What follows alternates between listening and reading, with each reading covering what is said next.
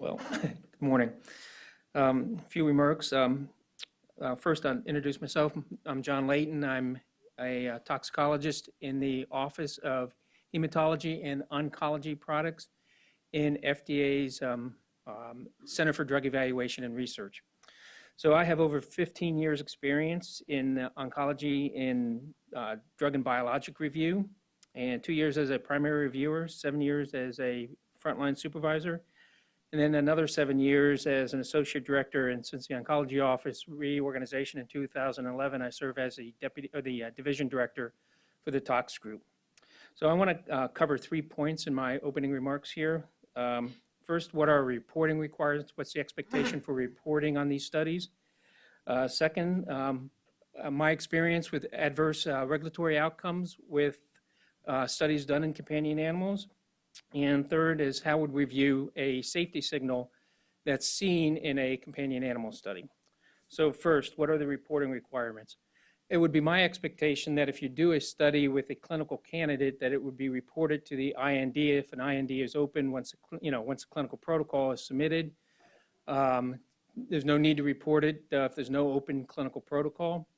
And is there an expectation that you also submit to an investigation on a new animal drug? And at this time, I don't think there would be an expectation that if you're only looking for studies in human to get an approval for humans, then submitting to the IND should be sufficient. If you're going after a marketing application for an animal drug, then of course the contacting the Center for Vet Med and opening an INAD would be the appropriate thing to do. So the second point is, what's our experience with adverse regulatory actions? I mentioned that I have over 15 years experience.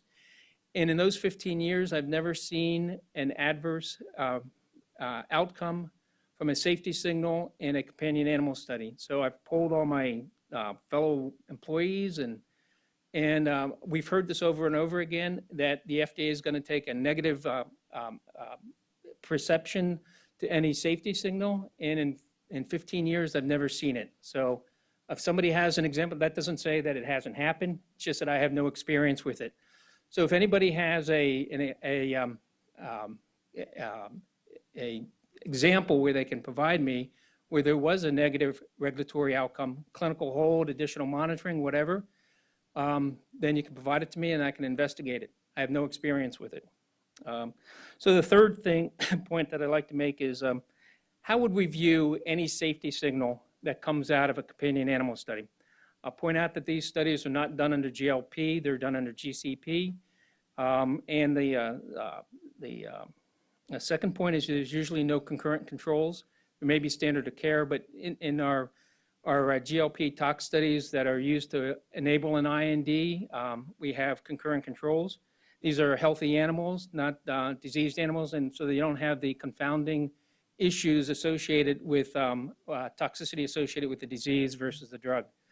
So we would look at any data in light of the totality of the data. If you submitted a report, we would look at it in terms of course, the clinical data, human clinical data would trump any animal data.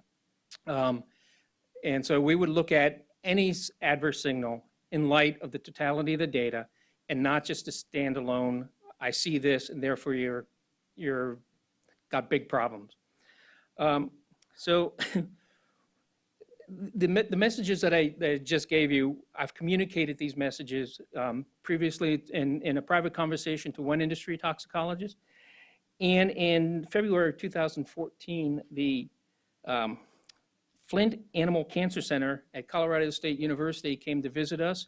And participating in that meeting were the senior toxicologist as well as the senior clinical officers in terms of the office leadership. And that's basically the message we communicated to them.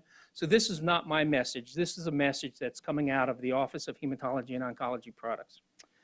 So I guess I'll take any brickbats or questions. Thank you.